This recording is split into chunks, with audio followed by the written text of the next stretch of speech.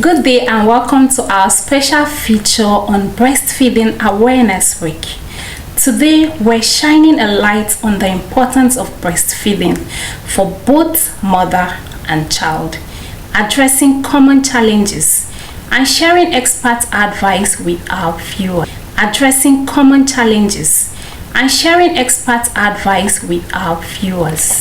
Joining us is Dr. Njoku Chukwuemeka Njoku. I work at Divine Mercy Hospital and Maternity, which is located at Tusankura.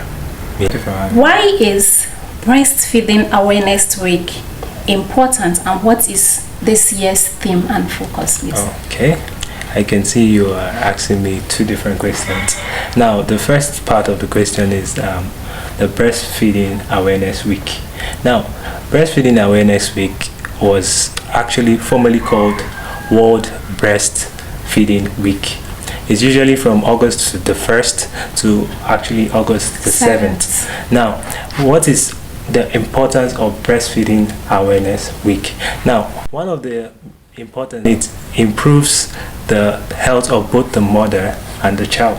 We all know that breastfeeding the child gives about immunity, it gives about the nutrients required for the baby's development, while to the mother it actually helps her to actually recover faster.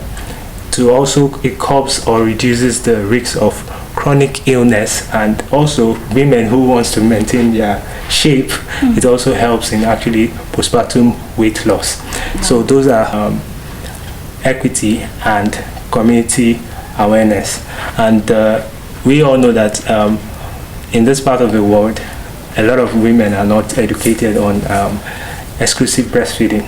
So the Breastfeeding Awareness Week promotes enlightenment to the general public on this, the importance to improve the number of women who actually practice breastfeeding. The World Health Organization recommend when it comes to breastfeeding.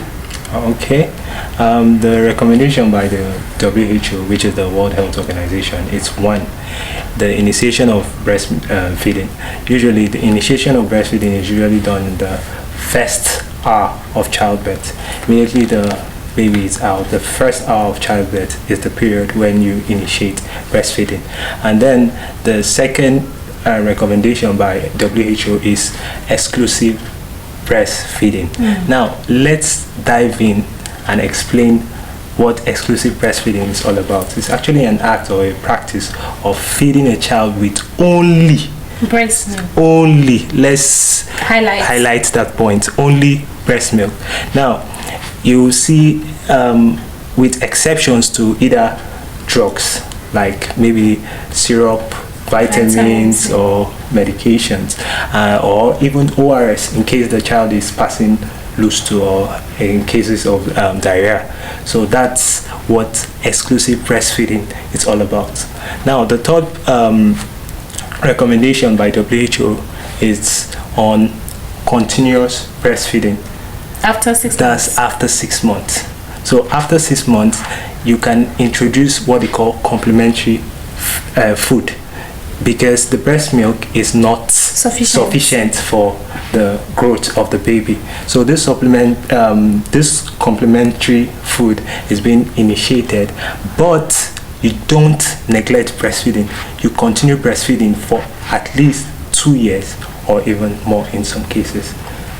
What are the short or long-term health benefits of breastfeeding for both babies and mother? Okay, I'm going to divide it both into two segments. I'll be talking about the baby and then the mother. Now, let's go down to the baby.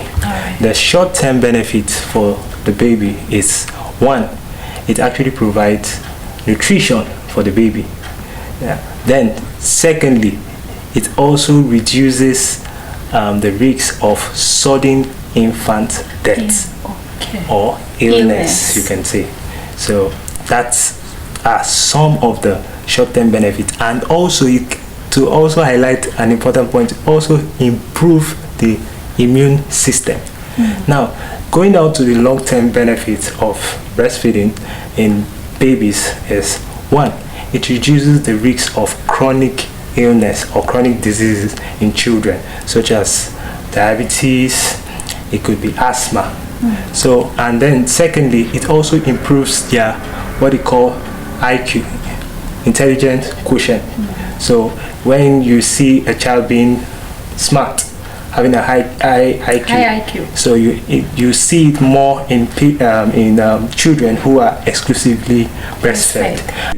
It's really a problem or challenges. Like now in today's world, we actually encounter a lot of mental health cases like depression, anxiety. So exclusive breastfeeding actually helps curb those mental health issues. Now going down to the mother, so some of the short-term benefits of breastfeeding to the mother is, one, it helps the mother recovers faster. Secondly, it's convenient and cost efficient. We all know the prices of formula in the market, so it's no-brainer. Yes, exactly. And thirdly, it brings about mother to child bond. So, and the long-term benefits of breastfeeding to the mother, it's one, it reduces the risk of chronic illnesses such as hypertension, diabetes, and it also reduces the risk of certain cancers such as ovarian cancers and breast cancer. Some mothers struggle with low milk supply or pain during breastfeeding. What advice or solution can you offer? Okay, thank you for your question. Some of the solutions for low milk supply is, one, proper nursing. The mother should nurse her child frequently, at least 8 to 12 times daily. It shouldn't be just at one breast, it should be both breasts. Now, secondly, proper latching. The baby should latch properly on the breast. It shouldn't be just on the nipple. It should be both the nipple and some parts of the areola while sucking. What role does a father or partner play in supporting breastfeeding, and why is their involvement important? Just like we all know that marriage is when two persons come and become one. So as breastfeeding, that's what I usually tell most of my patients.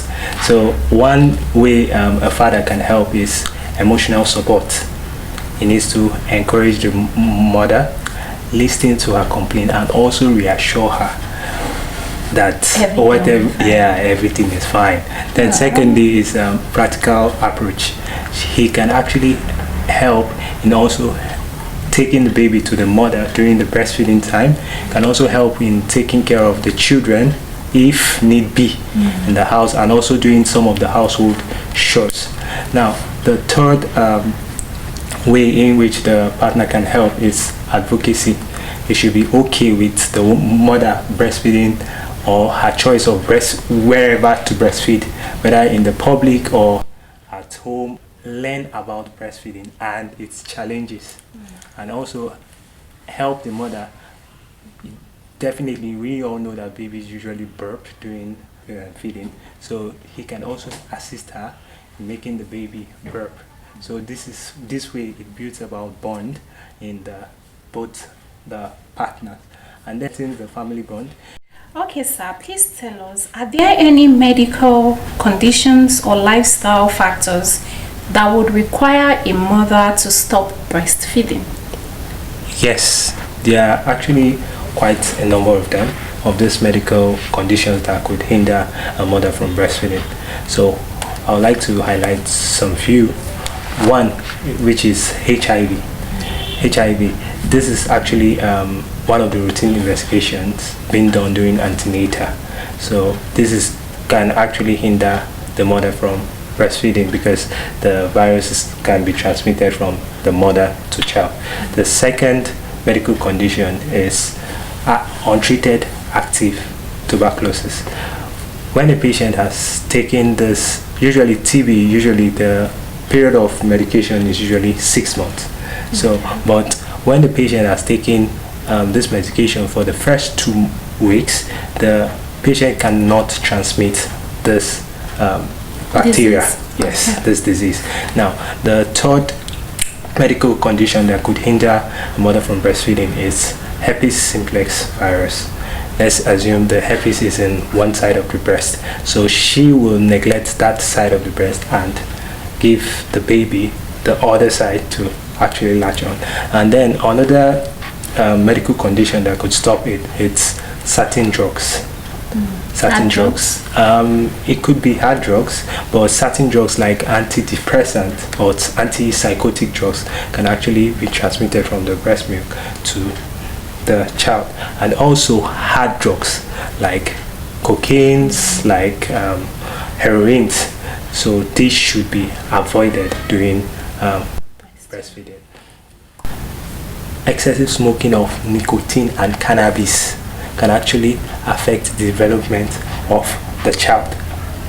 Now, going down to the infant, some of the medical conditions that could hinder the mom from breastfeeding the infant could be some infant genetic conditions such as classic galactosemia and phenylketonuria, but these are very, very rare. You hardly see them in our environment. Thank you. Thank you very much, sir. Yes. Finally, please, what one message would you like every mother watching this program to take away from today's discussion? Okay. What I want every mother to know is everybody has a unique body. We all should know that we are unique. So it doesn't matter whether it takes you breastfeed for a day or a year or you don't breastfeed at all. What matters is that both you and your child are healthy and fine and properly taken care of and supported. Thank you, Dr. Njoku. Thank you very much. For pouring so much with both wisdom and compassion. Breastfeeding is more than a natural process. It's an act of love, bonding, and empowerment, right? Yes. To every mother listening, your journey matters. Your strength matters, and you are not alone. Join us this week in spreading awareness, offering support and supporting the miracle of motherhood. Until next time, stay well, stay whole, and stay empowered. Bye-bye.